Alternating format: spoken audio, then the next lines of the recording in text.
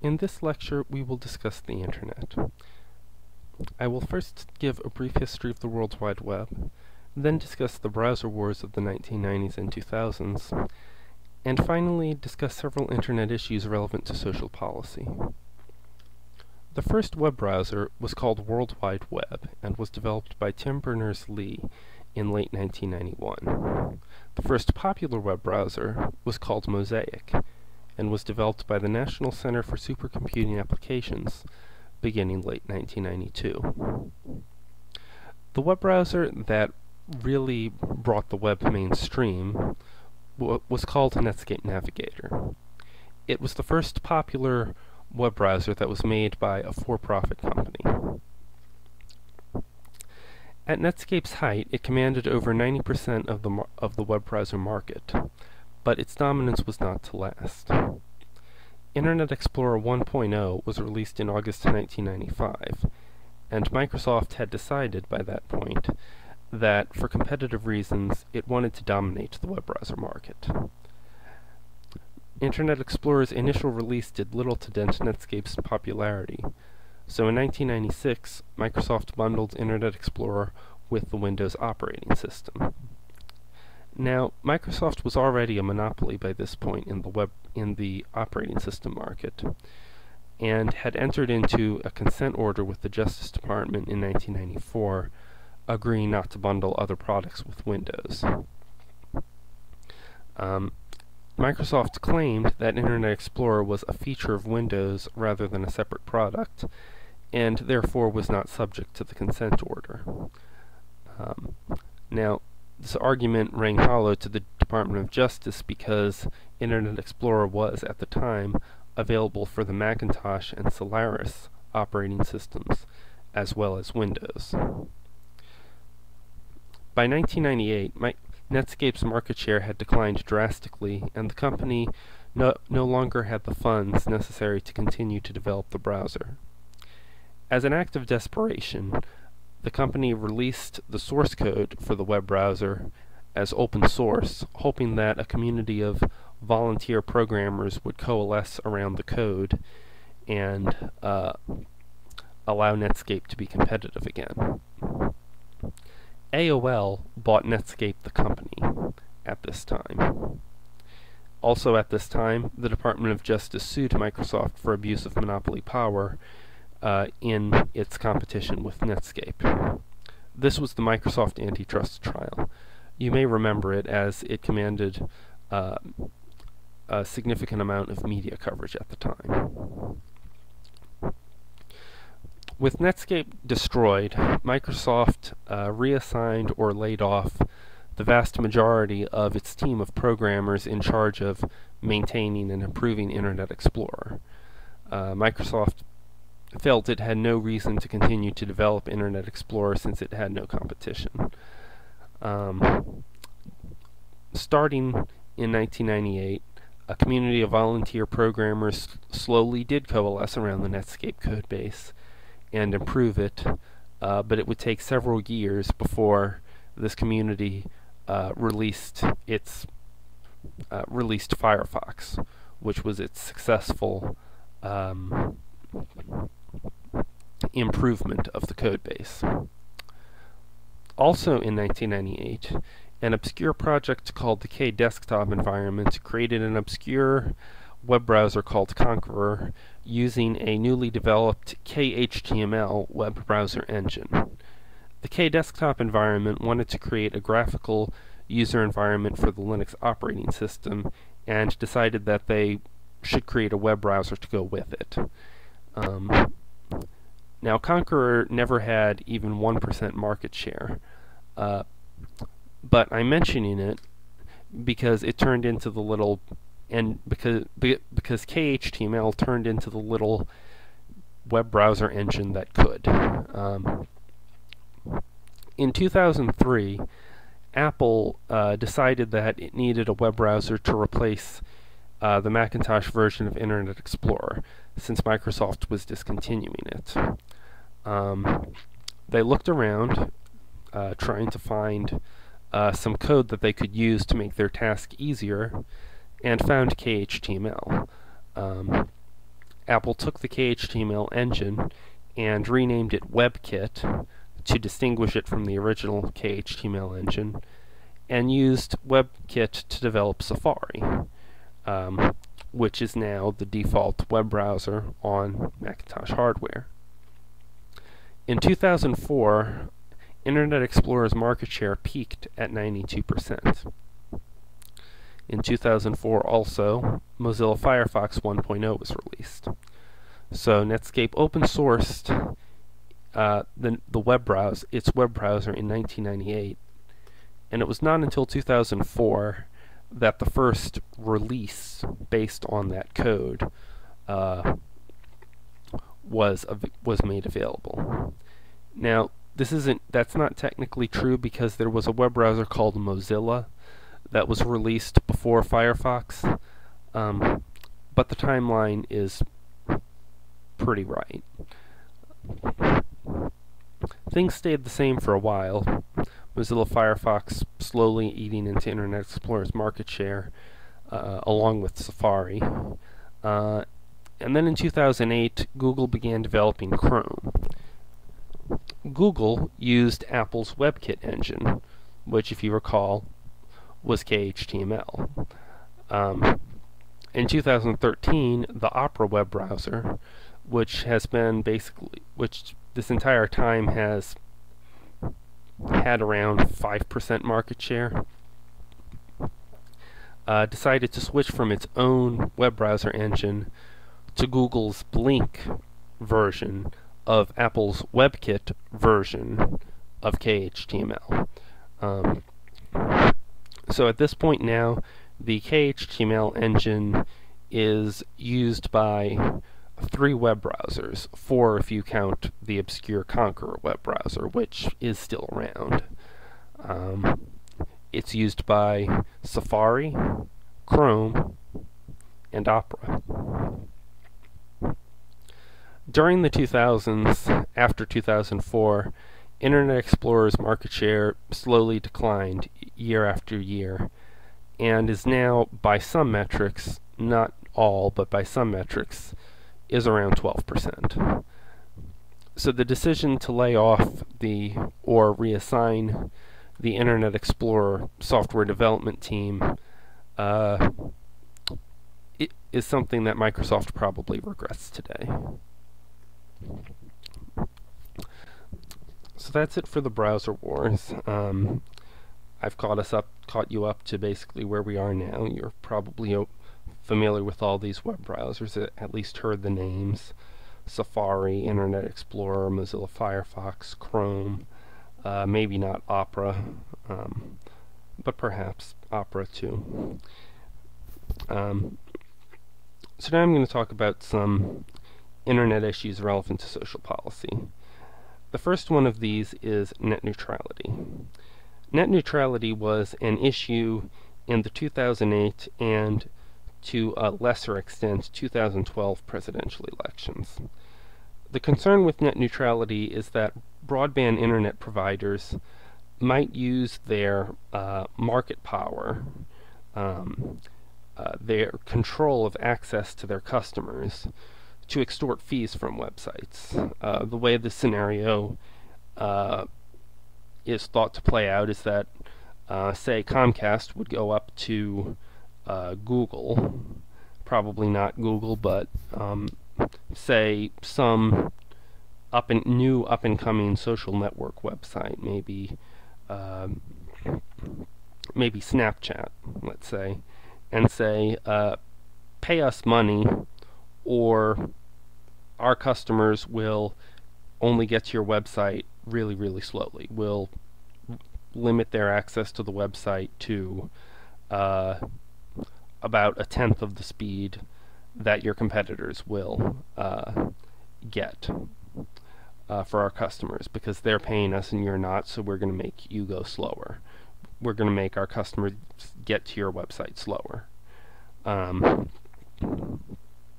Part of the reason for this concern is that many websites which use a lot of bandwidth are websites that provide video over the internet, such as Netflix and Hulu. and Netflix and Hulu are in direct competition with cable TV providers. And most cable TV providers are also cable internet providers. So companies would have a strong motivation to slow down these websites that compete with them. This has sort of started to come to pass just this year. Earlier this year, Netflix paid a special fee to Comcast to get faster access to Comcast's customers. This happened after Netflix's access to Comcast customers significantly degraded. Now, Comcast didn't do exactly that extortion scenario above. They didn't actively slow down Netflix. What they did, arguably at least, was let their connection to Netflix degrade slowly by neglecting it. The internet company that provides Netflix's access to Comcast used a certain server farm, used a certain set of equipment to connect Netflix to Comcast, and Comcast just never upgraded that equipment, and as traffic increased, speed decreased because they weren't maintaining it. As there was more traffic going over the network than the equipment could take, and rather than upgrade or expand the equipment, Comcast just allowed the connection to slow down. In 2014 as well, at around the same time, Netflix showed a banner to Verizon customers claiming that blaming Verizon for slow connections. The exact text was something like, Verizon's network is crowded right now. Recalibrating bandwidth for smoother connection. Verizon did not like this at all, and claimed that they were not slowing down Netflix. And what they were doing was basically the same as what Comcast was doing. Netflix needed more bandwidth to Verizon, and the company that Netflix was using to get to Verizon went through certain equipment of Verizon, and Verizon just didn't upgrade this equipment and didn't expand it, and allowed it through neglect to slow down Netflix's connection to Verizon. So, there are two sides to this. The Comcast and Verizon are claiming that, they're not actively doing anything to degrade Netflix, and that these, the agreement Netflix has with Comcast is, Netflix is using a lot of Comcast's bandwidth, so they should have to pay for it. The same argument with Verizon. But the other side is that these companies have an inherent motivation to try to interfere with Netflix's operation because they're a direct competitor. Now, the FCC took a stand on this. The FCC passed rules mandating net neutrality among internet service providers.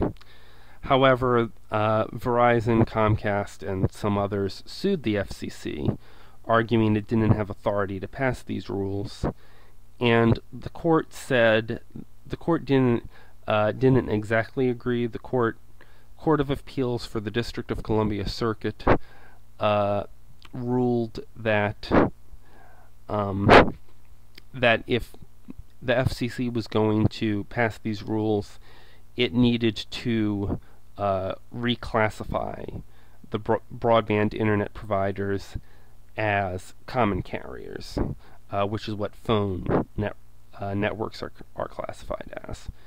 And so far, the FCC has decided that they don't want to do this, and so they do not currently have authority to mandate net neutrality as they wanted to. Is net neutrality being violated? Well, except in these specific cases, there aren't many reports of it. And who knows what the future holds. So that's all I have to say about net neutrality. Now let's talk about this giant scary eagle right here. I mean, that's extremely intimidating, isn't it? And this is the type of web page that you will see if you go to a website that has been seized by the U.S. government. Now, if there's a website in the U.S. that is doing something illegal in the U.S., then you shouldn't be surprised to see this. Courts and the government in the U.S. have the authority to take websites down if they're violating our laws and they're subject to our jurisdiction. The problem is that a lot of times when you see this nice little screen, what has happened is not that a U.S. website was taken down. What has happened is that a website that is hosted somewhere else in the world has had their domain name seized. The problem here is that the U.S., as the initial developer of the Internet, when it was called ARPANET, due to this history, the U.S. has the technical ability to seize any website name that does not end in a country code. So country codes are things like, you've probably seen a few of these, .uk for United Kingdom, .cn for China, .tw for Taiwan, .de for Germany, die Deutschland. They're always two letters, and they are directly under the control of whatever country they refer to. Non-country code websites end in things like .com, .org, .net, .info. And obviously, .com and .net and .org are extremely popular domain names. Many non-US websites end in .com or .net, etc., etc., etc. And, while whatever they're doing might be illegal under U.S. law, they're not hosted in the U.S. They're hosted in some other country. And what they're doing may be perfectly legal where they are located. But the U.S. Doesn't care. The U.S. government seizes these websites anyway and displays this on the screen. Now, what happens when their domains are seized typically is the same day or the next day they continue to operate under a different domain name. So it's more of a speed bump than anything else. If they're not hosted in the US, then the US can't physically take the servers they're using to run the website. All they can do is take the website's name. So they'll get a different name, probably one ending in a country code, and continue running. You may have heard of the Pirate Bay. It's an extremely popular BitTorrent tracker. Much of its content violates U.S. copyright laws, and other copyright laws too. But the website is legal where it is hosted, and preemptively moved itself. Because they used to be the piratebay.org, they are now the piratebay.se, Sweden, which is where they are hosted, because they believe that the U.S. might take their .org domain name. Now that hasn't happened yet, but based on the U.S.'s behavior with regard to other websites, they thought it was best to move to a country code. So you might think, well, if it's illegal in the U.S., they're probably not really a legit website wherever they are. We don't have ridiculous laws. What's the big deal? Well, the big deal is that other countries don't like this. And the more we do this, the more we irritate other countries.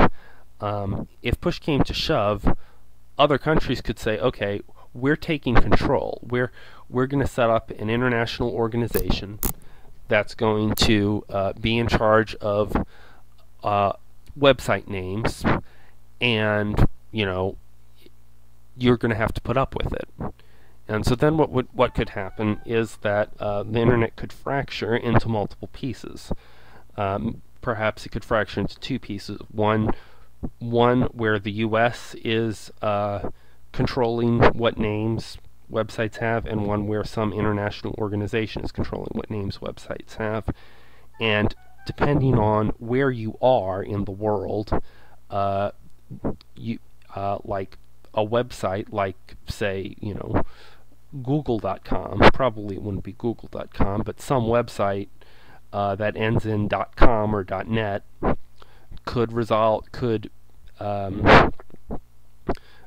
that name could refer to two different websites depending on where you are in the world, because basically the index is fractured.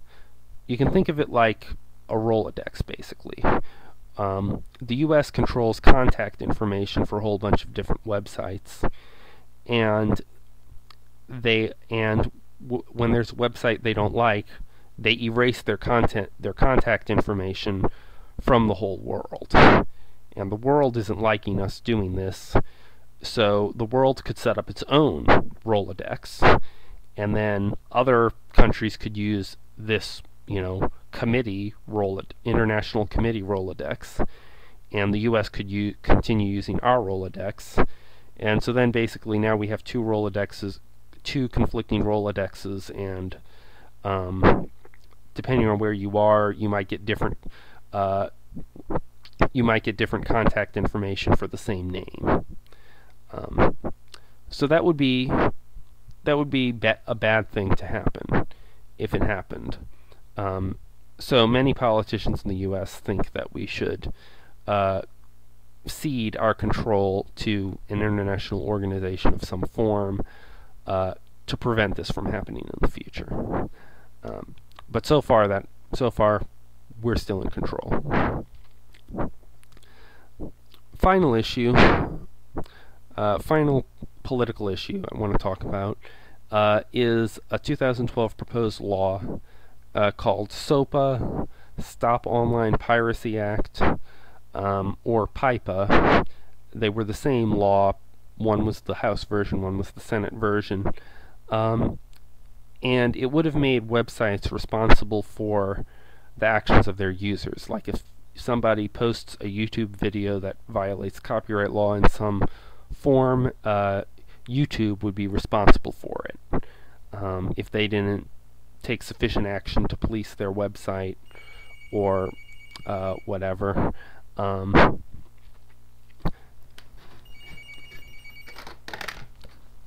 so this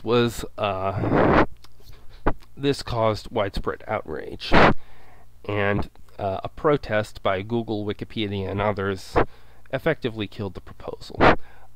You may remember this. For a day, Wikipedia intentionally went down. Basically, you got this black web page. Google also had a very noticeable protest information. So this was kind of the first time the internet as a community made its wishes known and acted as kind of a community organization.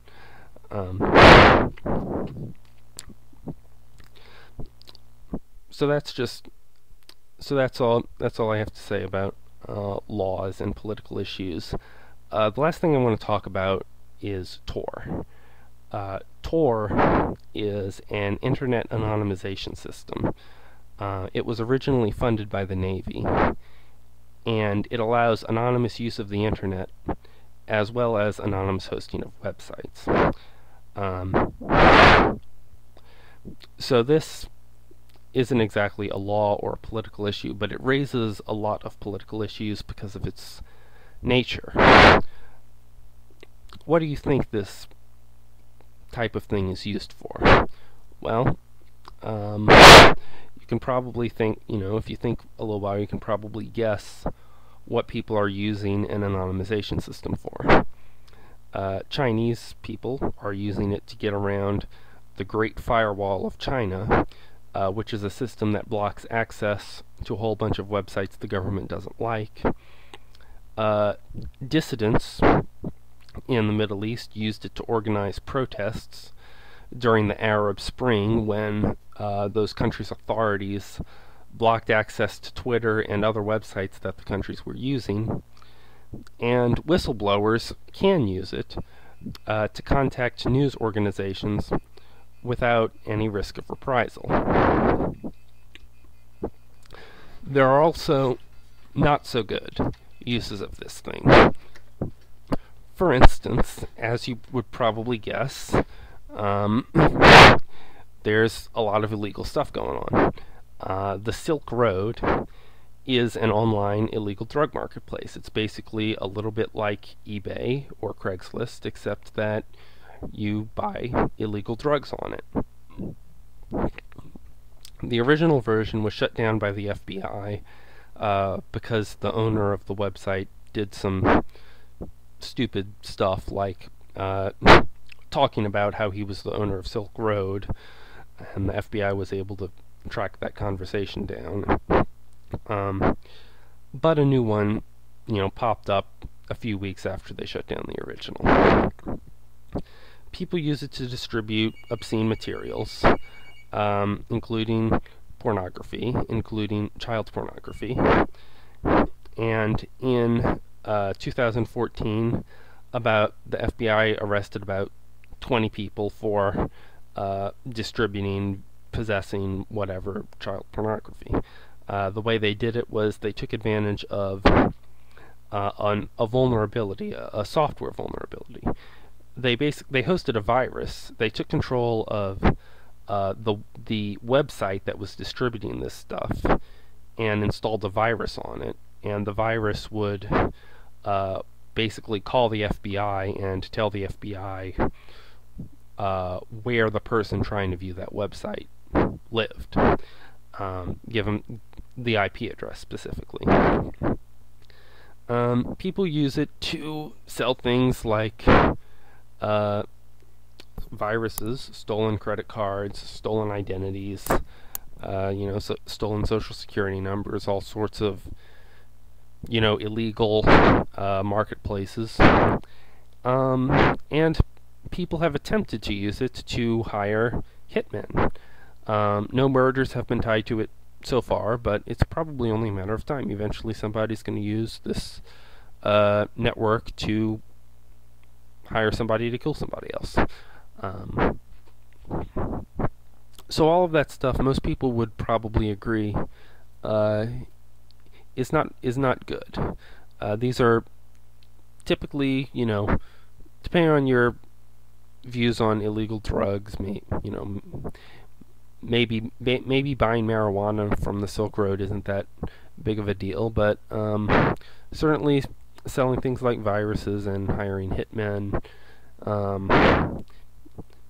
and child abuse is bad too. So these are bad uses of this technology, and we could, as a society, decide, to outlaw Tor. We could say, okay, no, you can't use this network anymore.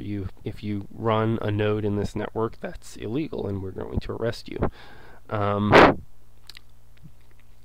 So far, there is no political push to do that, because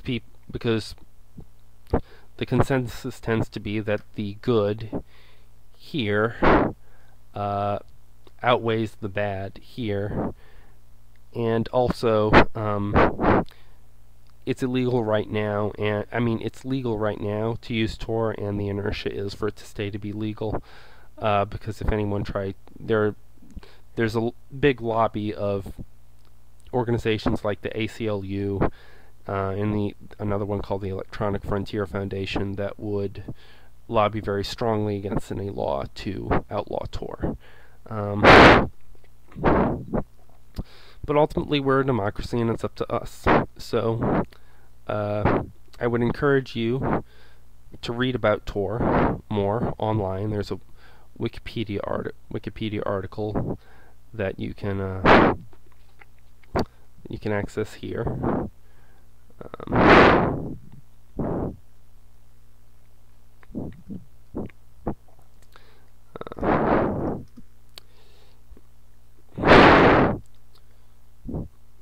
It's Tor Anonymity Network.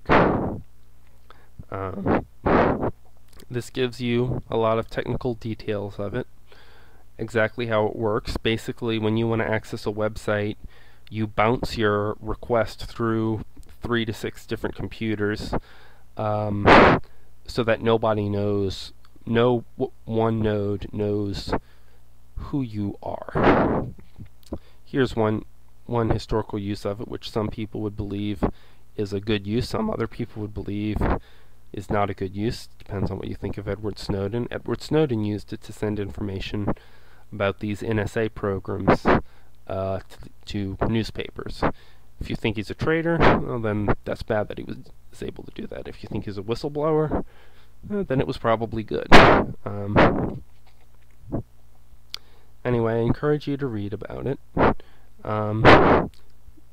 This might be the essay question. I'm not going to tell you yet, but I encourage you to read about Tor and develop your own opinion of it, because